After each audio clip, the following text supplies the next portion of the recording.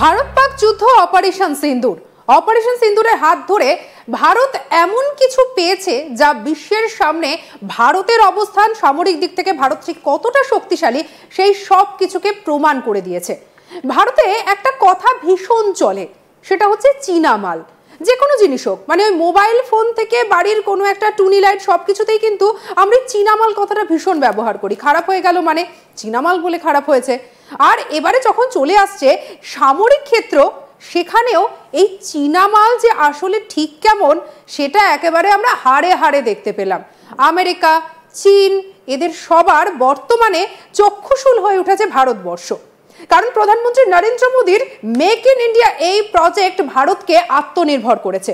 আর ভারতকে আত্মনির্ভর করার পাশাপাশি দেখিয়ে দিয়েছে ভারতের ক্ষমতা ঠিক কতটা। আজকে আপনাদের এমন কিছুই বলবো। পাকিস্তানের করাচির HQ-9 রাডার সিস্টেম, সেই রাডার সিস্টেম একেবারে ভারত ধরাশায়ী করে দিয়েছিল অপারেশন সিন্দুরের সময়, যেটার ফলে পাকিস্তান বলা চলে কার্যত যেন একেবারে অন্ধকারে চলে গিয়েছিল। কিভাবে আসছে ভারত অ্যাটাক করতে, কোন পথে তারা নিজেদেরকে রক্ষা করবে, সেই সমস্ত কিছু একেবারে ধূলিসাৎ করে দিয়েছিল ভারত। আর এটাই হচ্ছে প্রধানমন্ত্রী নরেন্দ্র মোদীর আত্মনির্ভর ভারতের প্রতিটা মুহূর্তের ছবি, যা আমরা অপারেশন সিন্দুরে দেখেছি। ভারতের আকাশ তীর একেবারে প্রমাণ করে দিয়েছে যে ভারত আর বর্তমানে কোনো দেশের ওপরে নির্ভরশীল নয়। কারণ ভারত এখন নিজেরটা নিজে বোঝে, ভারত জানে যে কিভাবে তাকে লড়তে হবে, যার জন্য প্রতিরক্ষা খাতে বারবার বরাদ্দ বাড়ানো হয়েছে। তবে স্বাধীনতার পর থেকে যদি আমরা দেখি, ছবিটা কিন্তু একেবারেই এরকম ছিল না।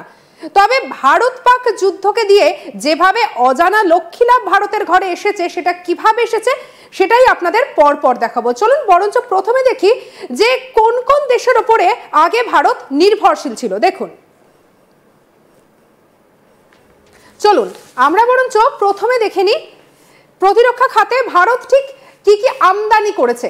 ফ্রান্স থেকে যদি আমরা দেখি যে সেই সময়, অর্থাৎ 1947 সালের কথা বলছি, সেই সময় স্করপেনের শ্রেণীর সাবমেরিন এটা ছিল। এর পাশাপাশি আর কি ছিল চলুন আমরা পরপর দেখতে যাই। P-75 প্রকল্পের মাধ্যমে ড্যাসল্ট রাফাল মাল্টিরোল যুদ্ধ বিমান, তারপরেরটা দেখব।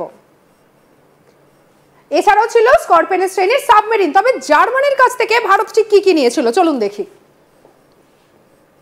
জার্মানির থেকে প্রকল্প 75 এর আওতাধীন HD সাবমেরিন। অর্থাৎ একটা কি বিষয় কিন্তু বোঝা যাচ্ছে যে ভারত স্বাধীনতার পরবর্তী সময় অনেক বেশি করে জিনিসপত্র প্রতিরক্ষা খাতে আমদানির উপরে নির্ভরশীল ছিল। কারণ সেই সময় যুদ্ধ পরবর্তী সময় এবং স্বাধীনতা পাওয়ার পর ভারতের মেরুদণ্ড তখনও পর্যন্ত বর্তমানের মতো এতটাও শক্তিশালী হয়নি। জার্মানির পরের দেশটা দেখব। ইসরায়েল থেকে ব্যারাক 8 ভূমি থেকে আকাশ নিক্ষেপযোগ্য ক্ষেপণাস্ত্র ব্যবস্থা, যা সেই সময় আমদানি করেছিল ভারত। এবং আপনাদের পরপর যা দেখাচ্ছি, ইসরায়েল থেকে দেখুন হেরেন UAV, এটা পুরোপুরি কিন্তু 1947 সালে, অর্থাৎ স্বাধীনতার পর থেকে 2020 সাল পর্যন্ত ভারত ঠিক কোন দেশ থেকে কি কিনেছে সেটাই আমরা আপনাদেরকে পরপর দেখাচ্ছি। এছাড়াও ইসরায়েল থেকে স্পাইডার এয়ার ডিফেন্স সিস্টেম। এর পরবর্তীটা দেখব। রাশিয়া থেকে, রাশিয়া ভীষণই গুরুত্বপূর্ণ ভারতের এই প্রতিরক্ষা ব্যবস্থার ক্ষেত্রে, সুকোই ফাইটার জেট, T-90 ট্যাঙ্ক, অর্থাৎ এই প্রত্যেকটা কিন্তু যুদ্ধক্ষেত্রে ভারতকে একসময় লড়াই করতে সাহায্য করেছে। তারপরে দেখব S-400 এয়ার ডিফেন্স সিস্টেম, যার একেবারে বিশ্ববাজারে রমরমা নাম। এরপরে আমরা দেখব ইউকে থেকে ভারত ঠিক কি কি আমদানি করেছিল। ইউকে থেকে Hawk advanced jet trainer aircraft, Rolls Royce engine. এছাড়াও ইউকের থেকে জাগুয়ার গ্রাউন্ড অ্যাটাক বিমান। ইউকের পরে কোন দেশ আসছে এবারে দেখবো সেইটা। ওয়েস্টল্যান্ড হেলিকপ্টারও ইউকের থেকে কিনেছিল, আমদানি করা হয়েছিল প্রতিরক্ষা খাতে। এছাড়াও USA থেকে কি কি ছিল অবশ্যই এবার সেদিকেও আমরা নজর রাখতে থাকবো। অর্থাৎ একটা বিষয় কিন্তু পরিষ্কার যে সেই সময় যদি আমরা ভারতবর্ষকে দেখি, ভারতবর্ষ অনেক বেশি ডিপেন্ডেন্ট ছিল সামুদ্রিক নজরদারির জন্য বোয়িং P-8I পোসাইডন। এছাড়া আর ঠিক কি ছিল সেটা দেখাবো।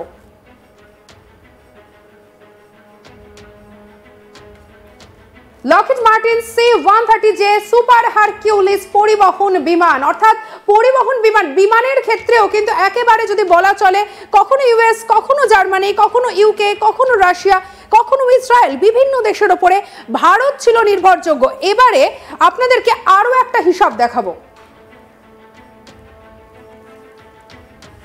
চলুন এবারে যদি আমরা দেখি এই যে আপনারা যে এই যে গ্রাফিক্সটা দেখতে পাচ্ছেন একটুখানি ভালো করে লক্ষ্য করুন। 2020 থেকে 2024 প্রতিরক্ষা খাতে অস্ত্র রপ্তানিকারক দেশগুলির মার্কেট শেয়ার আপনাদেরকে আমরা দেখাচ্ছি, এবং যদি দেখা যায় এই 24 সালের মধ্যে দেখুন ইউএস 43% ছিল তাদের শেয়ার, ফ্রান্সের 9.6%, ইউএস সবসময় এগিয়ে থাকে সেটা আমরা জানি, রাশিয়া 7.8, চায়না 5.9, জার্মানি 5.6, এবং যদি আমরা প্রথম 15 হিসাব দেখি কোথাও গিয়ে ভারতের জায়গা নেই। এবং আমরা এটা জানি যে আমদানি খাতে ভারত কিন্তু প্রথম দেশ, অর্থাৎ এই কেনার ক্ষেত্রে আমদানি খাতে ভারত কিন্তু সব থেকে বেশি খরচা করেছে বিশ্বের সমগ্র দেশগুলোর মধ্যে। অর্থাৎ একটা কথা কিন্তু পরিষ্কার, যে দেশ একসময় আমদানি করত সেই দেশের মেরুদণ্ড সোজা হওয়া এতটাও কিন্তু সহজ কাজ ছিল না, যেটা বর্তমানে হয়েছে আত্মনির্ভর ভারতের হাত ধরে। এর পরেরটা দেখব, ভারতের প্রতিরক্ষা খাতে আমদানি 1993 থেকে যদি আমরা 1922 সাল পর্যন্ত দেখি তাহলে দেখা যাচ্ছে বিশ্বের বৃহত্তম আমদানিকারক দেশ ছিল ভারতবর্ষ। এর পরেরটা, যা বিশ্বব্যাপী অস্ত্র আমদানি 9.8%। ভাবতে পারছেন যে সব থেকে বৃহৎ অস্ত্র আমদানিকারক দেশ ছিল সে সময় ভারতবর্ষ। 2020 থেকে 2024 বিশ্বে অস্ত্র আমদানিতে ভারতের অংশ ছিল 8.3%, কিন্তু ছবিটা কিন্তু এর পর থেকে বদলাতে শুরু করলো। এই অবধি যেটা আপনাদেরকে দেখালাম, এই অবধি কিন্তু ভারত আত্মনির্ভর তখনও পর্যন্ত হয়নি। এর পরেরটা দেখব, রাজনাথ সিং তিনি কি বলেছেন এইটা যদি আমরা দেখি তাহলে কিন্তু আমাদের কাছে একেবারে পরিষ্কার হয়ে যাবে ভারত এখন ঠিক কোন জায়গায় দাঁড়িয়ে আছে। দেখুন রাজনাথ সিং এই অপারেশন সিন্দুরের পরে তিনি বলছেন যে 2024 থেকে 2025 অর্থ বছরে ভারতের প্রতিরক্ষা আমদানিতে রেকর্ড সংখ্যা বেড়েছে 23,622 কোটি টাকা, এবং 2023 থেকে 2024 অর্থ বছরে প্রতিরক্ষা রপ্তানির পরিসংখ্যানের তুলনায় সদ্য সমাপ্ত অর্থ বছরে 2,539 কোটি টাকা বা 12.04% বৃদ্ধি করা হয়েছে, যা আগে ছিল 21,083 কোটি টাকা। এবং এই বিষয়ে উল্লেখযোগ্যভাবে যে এটা পুরোটা অর্জনের জন্য প্রধানমন্ত্রী নরেন্দ্র মোদী নেতৃত্বে ভারত 2029 সালের মধ্যে প্রতিরক্ষা রপ্তানিতে 50,000 কোটি টাকায় উন্নীত করার লক্ষ্য অর্জনের দিকে এগিয়ে যাচ্ছে। অর্থাৎ প্রধানমন্ত্রী নরেন্দ্র মোদীর তত্ত্বাবধানে 50,000 কোটি টাকা আগামী দিনে বরাদ্দ হতে চলেছে শুধুমাত্র এই প্রতিরক্ষা খাতের জন্য। অর্থাৎ প্রতিরক্ষা খাতে যদি এই পরিমাণে টাকার অঙ্কটা যদি বাড়ানো হয় তাহলে ভারত ঠিক কতটা শক্তিশালী হয়ে উঠবে, এবং বলা চলে যে ভবিষ্যতে হয়তো একেবারে আমরা আমেরিকা, কখনো বা চীন, রাশিয়া, এদের ঘাড়ে আমরা নিঃশ্বাস ফেলতে শুরু করব।